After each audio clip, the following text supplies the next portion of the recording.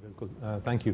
सो इस वक्त 2.25 लाख के करीब नए कैंसर्स हर साल डायग्नोज होते हैं पाकिस्तान भर में, और तकरीबन उसमें से 45,000 जो हैं हमारे पास आते हैं लाहौर में और पेशावर में, जो हमारे वॉक इन क्लिनिक्स हैं।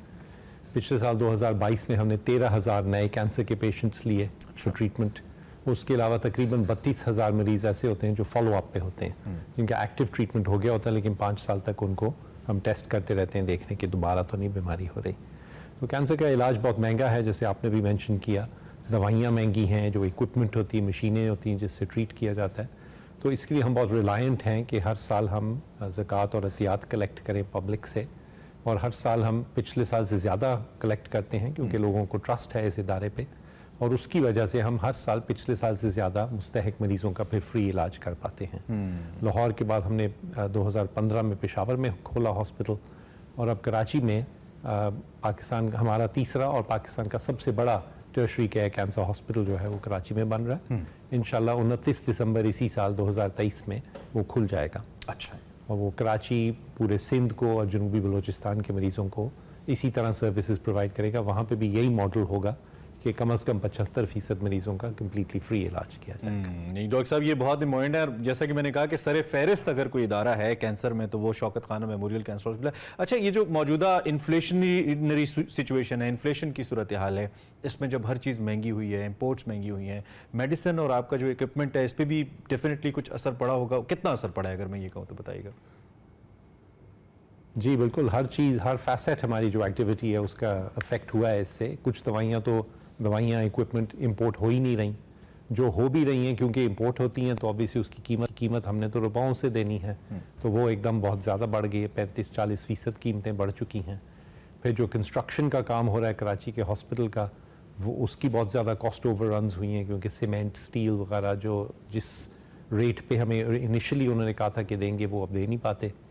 एंड अगेन कराची हॉस्पिटल बहुत ज़्यादा इक्विपमेंट हम वहाँ इंस्टॉल कर रहे हैं, CT scanner, MRI, radiation machines, beds, सारी चीज़ें जो हैं वो इंपोर्ट होती हैं, तो उसकी कीमत सबकी बहुत बढ़ गई है।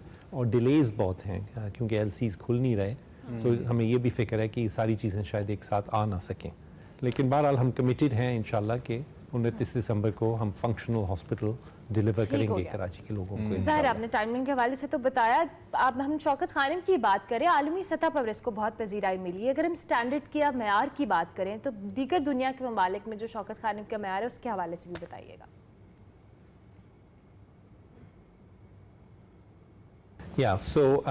हमने हमेशा एम्फसाइज़ किया है कि हमारे दो जो को वैल्यूज़ हैं वो क्वालिटी और इक्वालिटी है, कि हम हाईएस्ट पॉसिबल स्टैंडर्ड्स की केयर प्रोवाइड करें और सबको एक जैसी केयर प्रोवाइड करें, रिगार्डलेस कि वो खुद पे कर रहे हैं अपनी केयर के लिए या कोई और पे कर रहा है।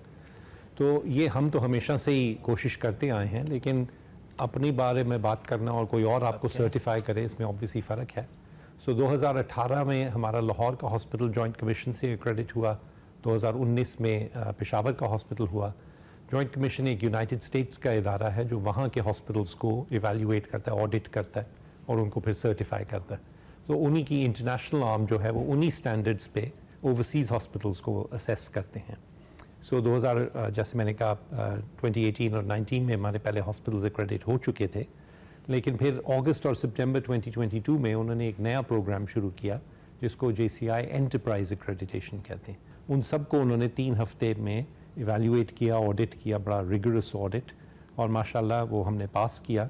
तो इन सितंबर लास्ट ईयर 6 महीने तकरीबन अब हो गए हैं, हम दुनिया के सेकंड इंस्टीट्यूशन थे और पाकिस्तान की पहली इंस्टीट्यूशन, अभी तक हम ही हैं पाकिस्तान में जिसने ये एंटरप्राइज एक्रेडिटेशन अचीव की है। तो अगेन ये इंडिपेंडेंट वेरिफिकेशन है कि हमारे स्टैंडर्ड्स इंटरनेशनल से कम नहीं हैं किसी तरह। Brilliant brilliant. सो डॉक्टर साहब, ये तो हमें पता चल गया और हमें मालूम भी है कि आप लोग एक फाइनेंशियल एक क्वालिफिकेशन होती है, उसके बाद एक मरीज़ क्वालिफाई करता है फ्री इलाज के लिए। इसका एक इंपॉर्टेंट पार्ट है उसकी फाइनेंशियल असेसमेंट। ये फाइनेंशियल असेसमेंट आप किस बेस पे करते हैं, इसका क्या तरीक़ाकार होता है? जिसने भी अप्लाई किया फाइनेंशियल सपोर्ट के लिए उनका एक दफ़ा असेसमेंट होता है। पहली बात, अगर एक दफ़ा वो असेसमेंट हो जाए फिर तमाम ट्रीटमेंट चाहे वो 5 साल लगे वो उसी असेसमेंट पे होती है। बार बार नहीं उनको ये प्रूव करना पड़ता कि मैं मुस्तहिक हूँ, पहली बात। दूसरा, वो एक स्टैंडर्ड क्वेश्चनेयर है हमारा कि आपकी तनख्वाह क्या है, नौकरी क्या करते हैं, घर के कैसे में रहते हैं, किराया क्या है, एट्सेट्रा। अक्सर तो वहीं पे डिसीजन हो जाता है बेस्ड ऑन इंफॉर्मेशन जो पेशेंट खुद प्रोवाइड करते हैं। जब वो इंफॉर्मेशन ना प्रोवाइड कर सकें या अगर हमें इनकम्प्लीट लगे इंफॉर्मेशन, फिर हमारे फील्ड इन्वेस्टिगेटर्स हैं वो उनके घर जाके उनके मोहल्ले में इवैल्यूएट करते हैं, प्लस जो लोकल ज़कात काउंसलर होते हैं उनसे अटेस्टेशन करवाते हैं। ज़बरदस्त ज़बरदस्त। अच्छा डॉक्टर साहब, अब कराची वाले हॉस्पिटल के हवाले से बात करें, लाहौर के मुकाबले में बहुत बड़ा हॉस्पिटल है कराची वाले का और उसके लिए डेफिनेटली एहतियात भी दरकार होंगे। आप कराची वाले हॉस्पिटल के हवाले से भी बताइएगा और डोनेशंस को लेके भी जो भी बात है। Shaukat Khanum always needs donations, क्योंकि 75% मरीज जब फ्री ट्रीट हो रहे हैं तो हॉस्पिटल ना भी नया बन रहा हो तो ज़कात और एहतियात पे ही चलता है हॉस्पिटल। लेकिन इस वक्त तो हमारा इस साल का जो बजट है वो 39 बिलियन रुपीज़ है, 39 अरब रुपए, और वो इसलिए क्योंकि इसमें से 16 अरब रुपए सिर्फ कराची की जो कंप्लीशन कॉस्ट्स हैं वो हैं। इस वक्त कराची का ग्रे स्ट्रक्चर तमाम बन चुका है और उसकी फिनिशिंग का काम हो रहा है। अंदर के फर्श, air conditioning, medical equipment, gases वगैरह और जितनी मशीनें हैं वो चाहिए हैं हमें।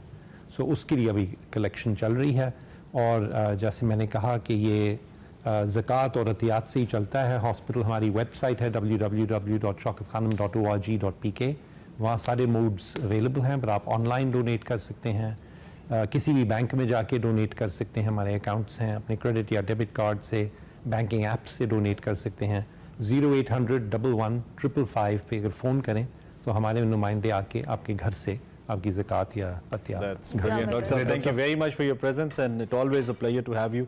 आप जब भी तशरीफ लाते हैं हमें अच्छा भी लगता है। और साथ साथ नाजरीन, डॉक्टर साहब ने तो मैसेज दिया है, हम भी अपने तवज्जुह से आपको पैगाम देते हैं कि भाई रमज़ान में वैसे भी आप 1 रुपया अल्लाह की राह में दें तो वो कई गुना आपको ज़्यादा मिलता है। सो ज़रूर शौकत खानम मेमोरियल हॉस्पिटल और दीगर भी जो अच्छे इदारे हैं उनको सपोर्ट करें, उनके साथ खड़े हों।